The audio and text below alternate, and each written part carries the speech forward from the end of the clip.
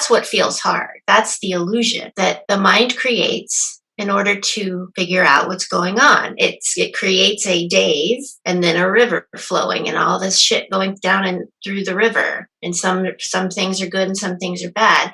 It's an illusion. You are the flowing. You are the river. There's no separate you outside of that river that can do anything. Here's the problem, and here's all your solutions. That first off, the problem doesn't exist. And now I'm going to throw out 60 solutions for your problem that doesn't exist, and none of them are going to make any sense. Right. And all of that confusion that happens is the attempt, the aggravation and the attempt of the mind to try to put together what is not separate, what is not divided, never has been. I'm Dave Fry with A Space Between. Today, my guest is Amanda Jones, and our topic today is There Are No Problems.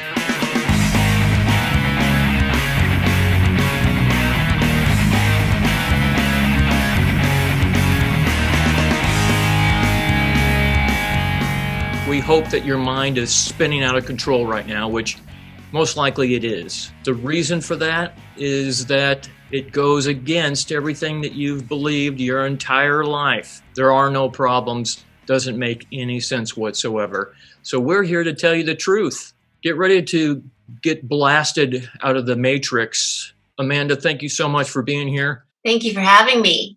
I love it. This is so exciting and radical. There are no problems? What?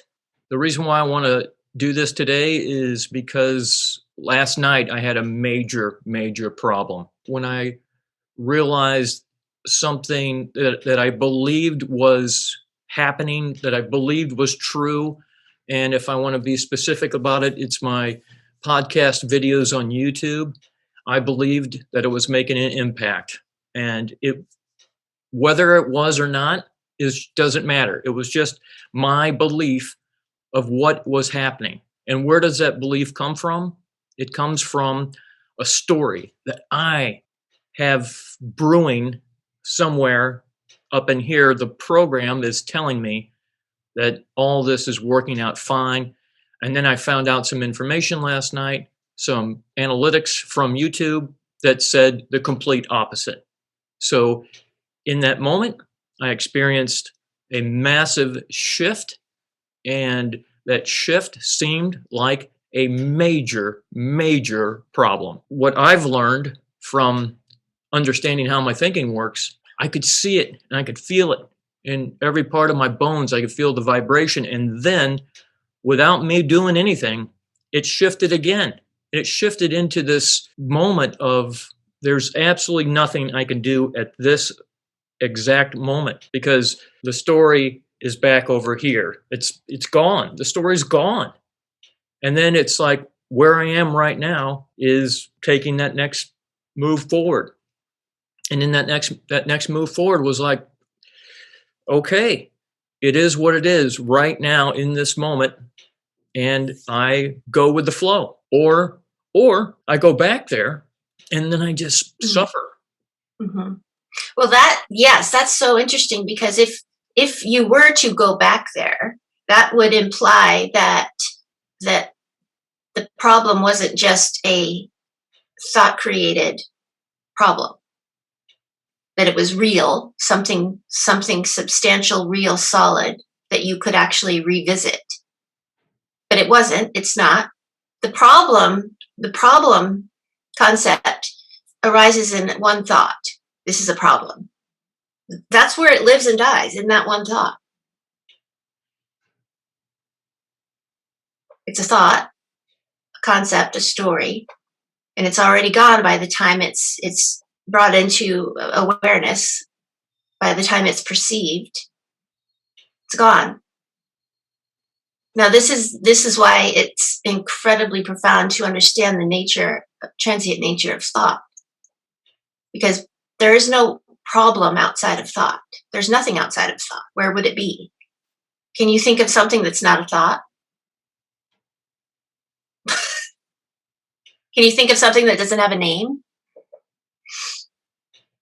So problem is a word, a concept, and it lives and dies in the thought of itself.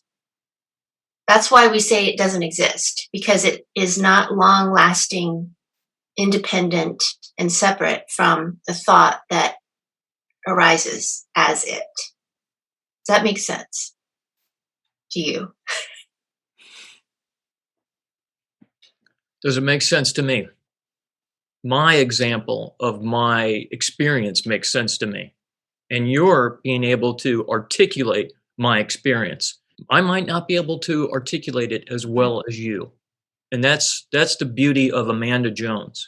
Amanda Jones can see something on a level of expression that's just different than other people. And that's why it's so amazing to speak with you, because it's great to hear my story in a more Mm. intellectual manner. Mm. So those on a very high intellectual state of mind completely, or should be able to understand what you're saying. It's actually the opposite of intellect. You know that. I know that. I know Yeah. that. And that's something important to share with people, that we use words. We have to use words, because if we Right. don't use words, Yeah. you'll probably not get what we're trying to explain to you. But we're Yeah. also asking you to not listen to the words and focus on the words, because then you'll go astray. And the path Yeah. is right down the middle, through your heart and into your heart, whatever chakra number that is. I'm not sure. No offense to chakras, I just don't know a whole lot about them. But I believe in things that I don't know or understand. Can you share it again in a different way? How come there are no problems? How come I don't have that problem? Well, because it changed. It was no longer a problem in the next thought stream that came through. So Like what does that say about the problem? it was so fast. It was incredible. Yeah. Yeah. So even with, it's a lot of it, most of it is about this concept of problem, and what that word means has taken on meaning of, because problem can apply to world peace or war, starvation, abuse. Those get associated with the word problem. Yeah, of course.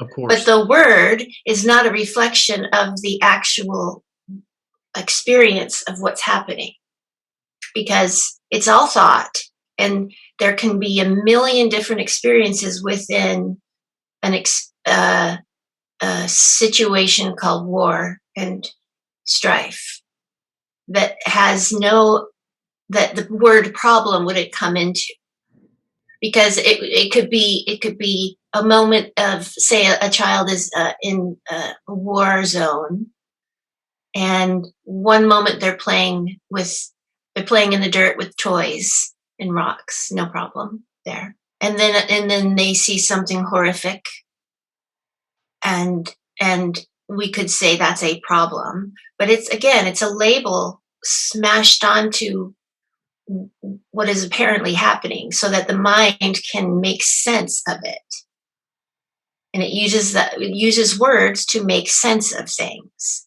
that it doesn't understand. Now then, the problem is that it is conceptualizes its own labels as being what's actually happening, because the mind cannot fathom not knowing what's happening, what's going on. It can't go over that edge. There's nothing there. So if we know that these labels and words like problem are simply placeholders for the mind to attempt to understand what's happening, but not actually true, can't be true, it's unknown, then the word problem and all the problems that we have take on a different flavor. They delve back down into the thought stream that's always coming and flowing and going and moving and changing. It's not a static, independent problem that has to now be fixed. There's nothing fixed in place. There's nothing independent and static of thought. That is so beautiful. Yeah, I love that, because I love, as you're speaking, I start to feel like I'm part of a river. And it is Yeah. it is my favorite metaphor, because I grew up loving nature and always around rivers, and I learned to canoe when I was 7 years old. And it's just like canoeing was part of the family ritual, and just being a part of that experience. And it always changes every time. You could canoe the same river every day, and the river would change. You'd have Yes. it would Yes. change constantly. Yeah, it's that saying, you can never step in the same river twice. Exactly. Yeah. Exactly. Part of this, if those watching and listening can feel that, if they can feel this river of constant changes, how could there be a problem when things change so quickly? And last night was a prime example for me. Mhm. It was a miracle to see how quickly it changed for me. In one brief moment, there was a problem, and in my mind, wanted to hold on to something in the river. The river's flowing downstream, and it grabbed onto it, and it held back like holding a beach ball underwater in a river. It's like the stress of that thing, of trying to hold on to that thing, was Right. too much for it. Yes. And luckily the river was like, we're not having this. We're moving forward whether you like it or not. You can hold on to that all you want, but it's going to be hard, and it's going to Right. be It's impossible. it's Right. impossible. So And that's, that the grabbing onto a problem is the illusion that you are separate from the river, that there's a you and then there's a river flowing, and you're trying to grab something and stop it or fix it or change it. That's what feels hard. That's the illusion that the mind creates in order to figure out what's going on. It creates a daze and then a river flowing and all this shit going down and through the river. And some things are good and some things are bad. It's an illusion. You are the flowing. You are the river. There's no separate you outside of that river that can do anything. But the mind will create that, because that's how it's wired, is to objectify its perceptual input, like thoughts and feelings, make them into things separate from the feeler and the thinker. And then we have a gap that needs to be crossed and fixed so that I can be in the flow again. You were never out of the flow. It was always you. It can't happen. Yeah. And so since it can't happen to be separate from the flow, it will continue on and you will shift. But what's shifting is the idea of separation, that you are separate from the flow. That dissolves because it's not true. It's impossible. It's not that the problem went away. The idea of separation went away. The idea of you being separate from the flow, or you being separate from a problem. In that moment, the problem arises with Dave, the idea of Dave, together, and then dissolves back into just flowing.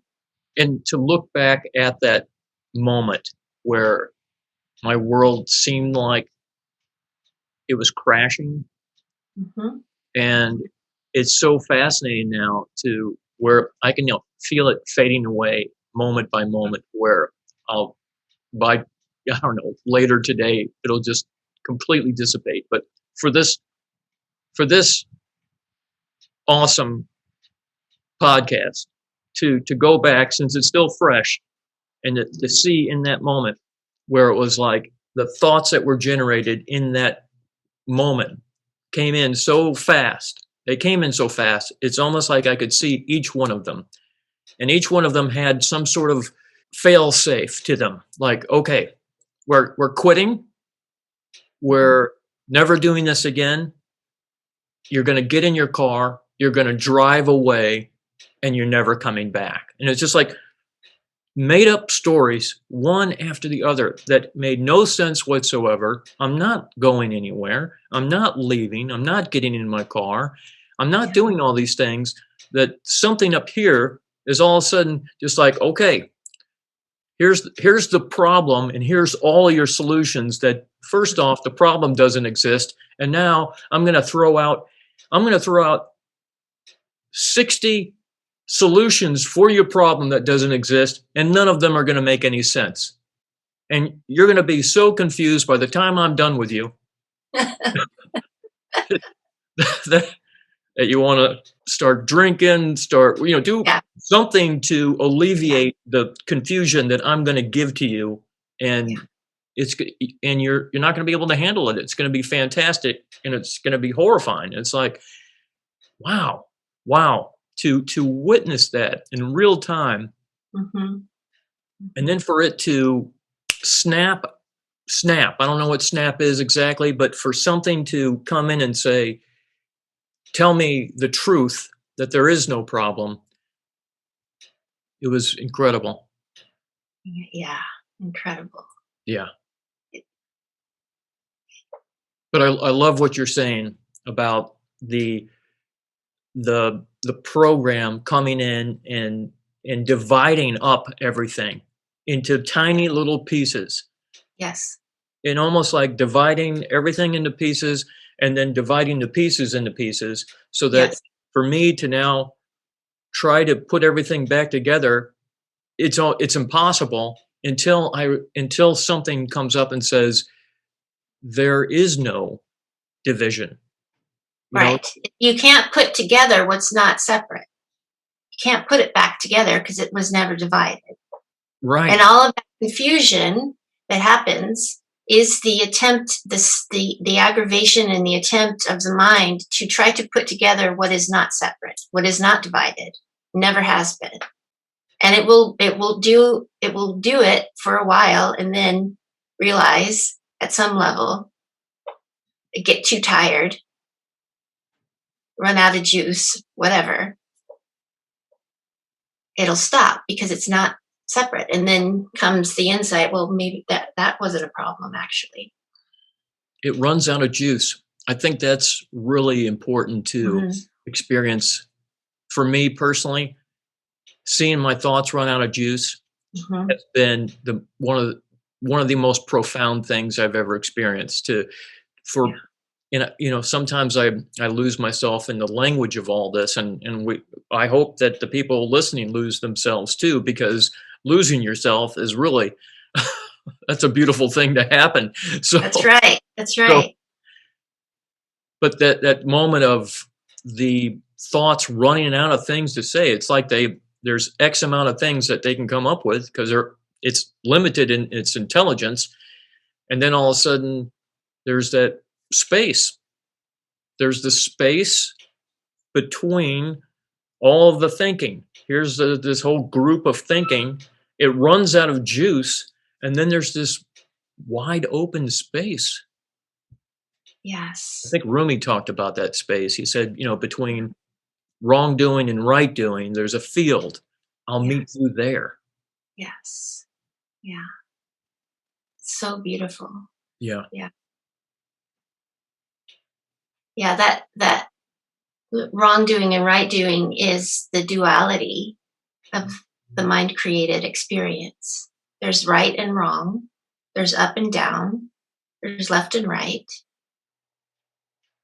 And it's all created. It's all a mental fabrication in order for the mind to figure out what the hell is going on in this world that it perceives.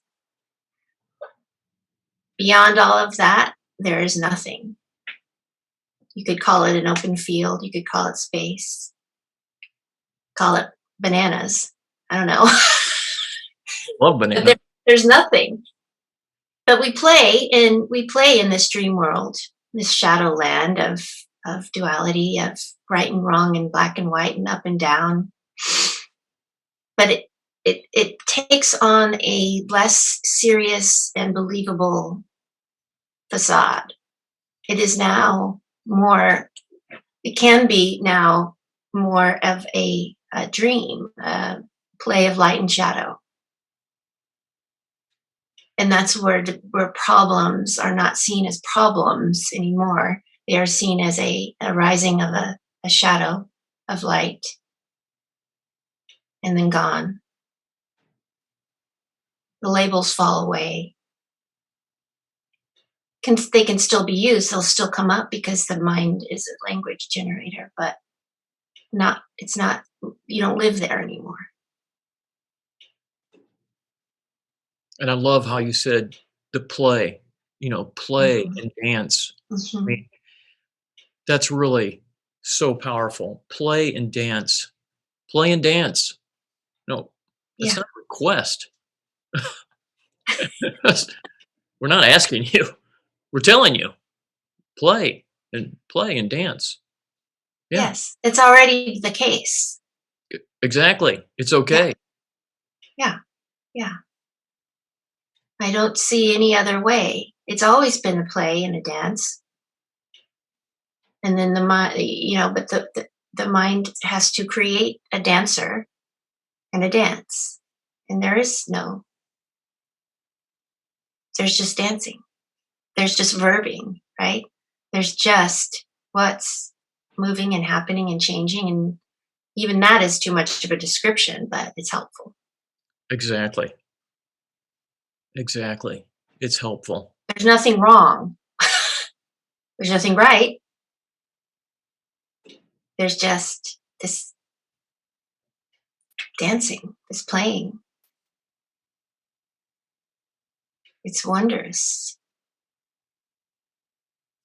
And I'm sure this is going to stir up a lot of thinking in people, and I hope it does, because there's a place below down there where you can leave a comment and you can like it or dislike it. It doesn't matter. Doesn't matter. No. What matters is that there are no problems. But that could be a problem for a lot of people, because Yeah. problems, And that's not a problem either. that's not a problem either. Yeah. Really isn't. There's a sublime rest in that realization that nothing matters. Doesn't matter. That it doesn't matter. It doesn't not matter. It's just what apparently appears in the moment.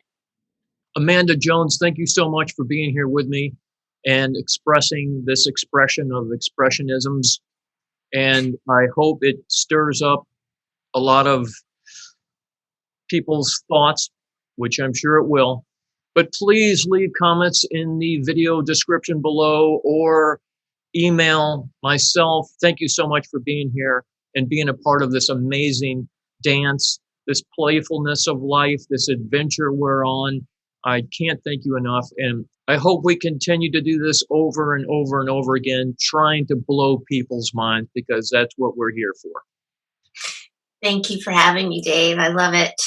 I love it. And I just recommend and suggest and invite those who are listening to really look at the word problem and see how it is a label that has taken on a life of its own that it doesn't have, and see what happens. Just explore it. It's not what it appears to be. Thank you so much for having me. Let's do it again. All right. I love you, Amanda. I love you too.